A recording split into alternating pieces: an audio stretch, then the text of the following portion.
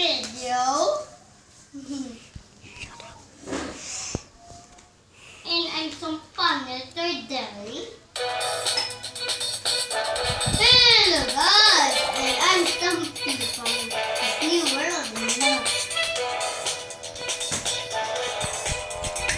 Video ko kagaya, ha?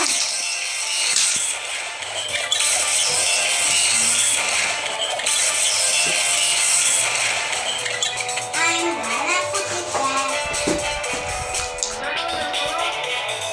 Na.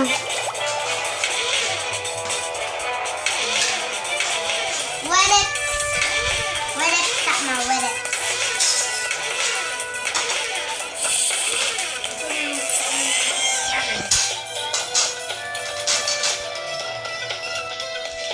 Ang Jollibee.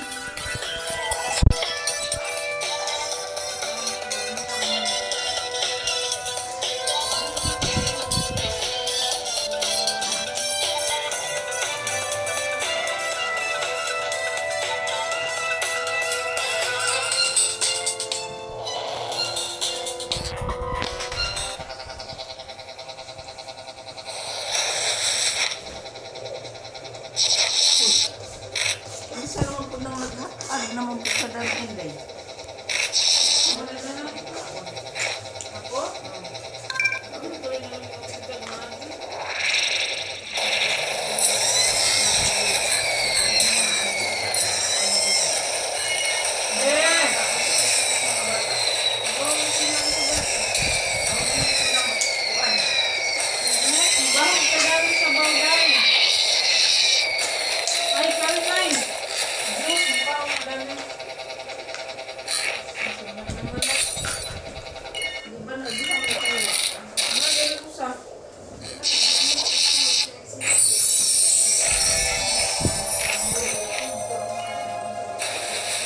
Dalag natin.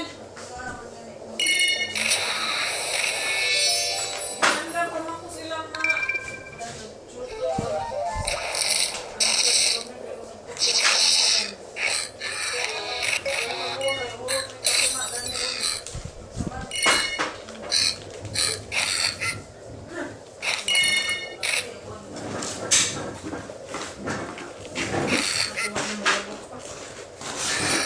Langging dalhin na day. Ako'y umiyang si Jan.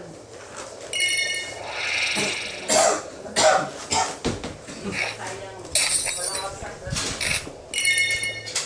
Inday. Dali na. Gumitan mo yung kagain.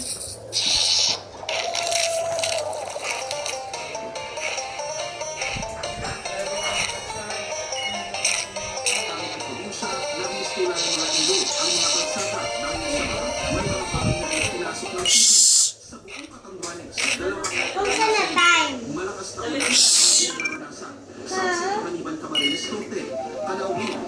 Hello guys, and this is Stumpy from his new world. Hello guys.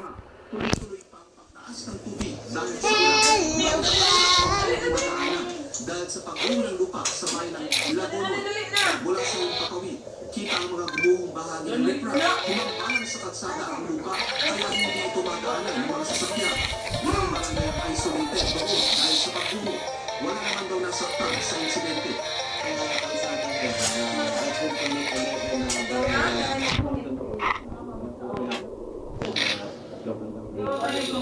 Mga nagtumbangan ding puno gaya sa Naga City at sa bayan ng Sigahon. Sa kasagsagan ng pananalata ng pagsasabayan, isang mga edad na lalaki ang nasawi matapos makuryente habang nagtataka umanong magnaka. Hindi pa nagbibigay ng pangayag ang mga kaanak ng biktima. Sa Mount Tarak naman sa Maribeles, Bataan, nasawi ang 53 mountain deer na napak sa bundok patuloy ang paghahanap sa iba pa nilang kasama na hindi patukod ang eksaktong bilang. Dahil naman sa mga kansiladong biyahe, may 1,000 pasahero ang stranded sa Batangas Port.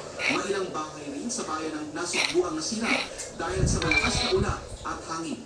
JP Sonyan, nakatutok 24 oras. Dahil sa masamang panahon, suspendido ng klase sa ilang lugar bukas. Walang pasok sa lahat ng antas bukas sa Walang pasok! Pangasinan. Walang pasok sa Manila, ang School, walang pasok.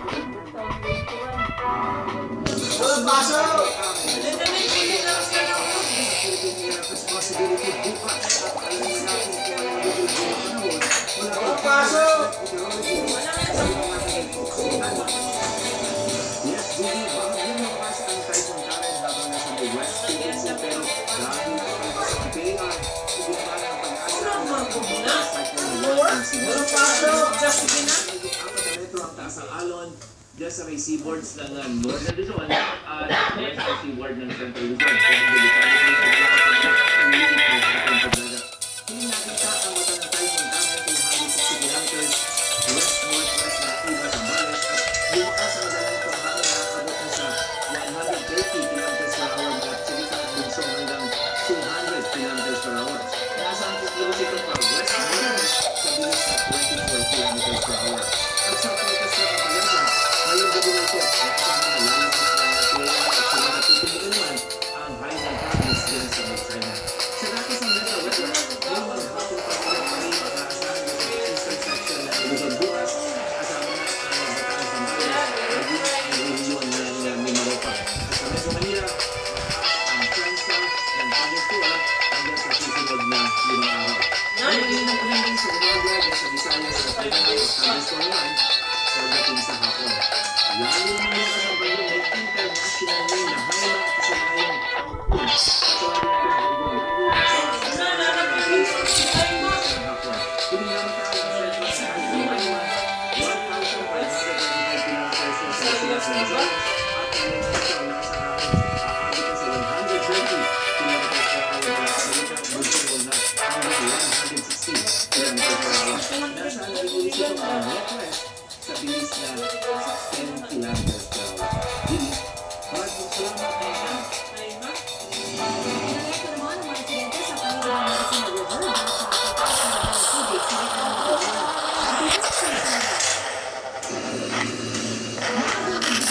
May na CBRNO sa mga residente ang malapit sa mga Kuya! kanina alas 8 Kuya!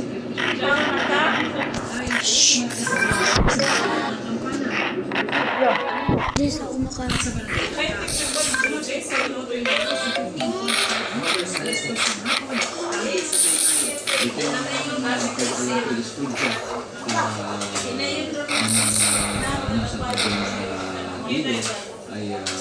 unahan lang na makinig sa television maging ma-alert. Ang mga bata na nakakita ng malakas na agos sa init, hindi pa rin sila sa paglaro.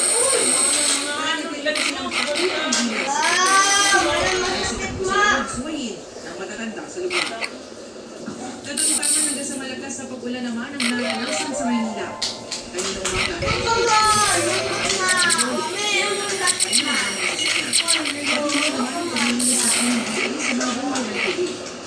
sa Lima Eka, nakatutok 24 oras.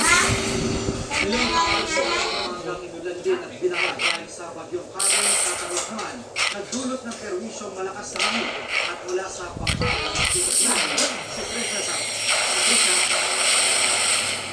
Hindi na ang bilang naranasan dito sa religion ng Pampanga na nagdulot ng pagkakataon ng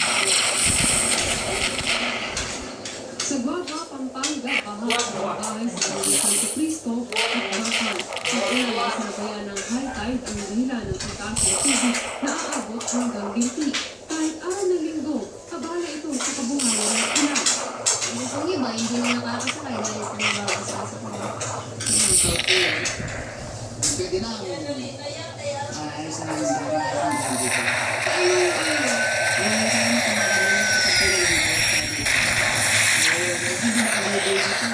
Ang iba naman, sinamantala ang baha para mahuli ng isda. Yung ginagawa ko ng minday, gamit ko ng Bye guys! Sulit ang malakas na ulan.